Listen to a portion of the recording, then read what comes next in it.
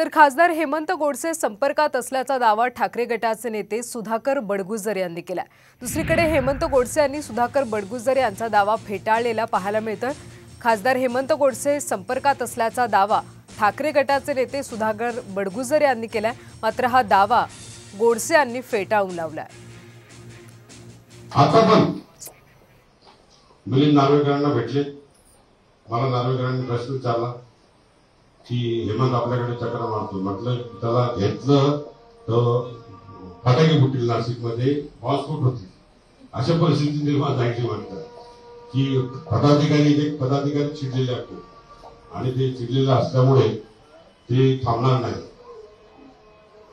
त्यामुळे त्याला घेऊ नका।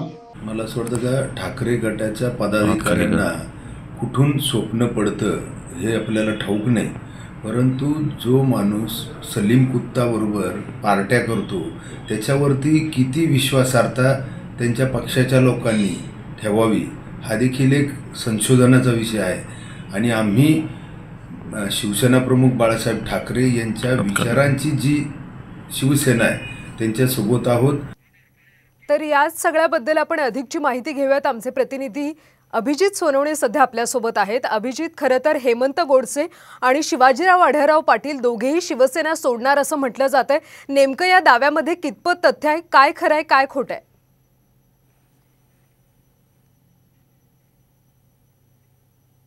गेल्या काही दिवसांपासून ज्या पद्धतीने चर्चा सुरू आहे, खरं तर लोकसभा निवडणुकीच्या पार्श्वभूमीवर जागा वाटप जे आहे ते महायुतीचं अद्याप ठरलेलं नाही आणि त्यामुळे गेल्या काही दिवसांपासून नाशिकची जी जागा आहे ती सध्या शिंदे गटाचे हेमंत गोडसे खासदार आहेत। 2 टर्म ते खासदार झालेले आहेत आणि आता या जागेवर भाजपकडून दावा करण्यात येतोय। मधल्या काही काळामध्ये नाशिकच्या जागेची धुळ्याच्या जागेसोबत अदलाबदली करण्यासंदर्भात देखील चर्चा होती, त्यामुळे हेमंत गोडसे यांना महायुतीमध्ये शिंदे गटाकडून उमेदवारी मिळणार का याबाबतचा सस्पेन्स कायम आहे आणि त्यामुळे हेमंत गोडसे हे मिलिंद नार्वेकरांमार्फत पुन्हा एकदा ठाकरे गटात जाण्याच्या तयारीत असल्याचा गौप्यस्फोट जो आहे तो सुधाकर बडगुजर यांनी केल्यानंतर मोठी खळबळ खरं तर नाशिकच्या राजकारणामध्ये उडालेली आपल्याला पाहायला मिळते। कारण हेमंत गोडसे यांना देखील पुन्हा एकदा 3ऱ्या टर्मला निवडणूक लढवायची आहे आणि ते खासदार होतील असा त्यांचा दावा आहे, मात्र अद्यापपर्यंत जागा वाटप फायनल नाही आहे आणि त्यामुळे नेमकं या जागा वाटपात काय होतं आहे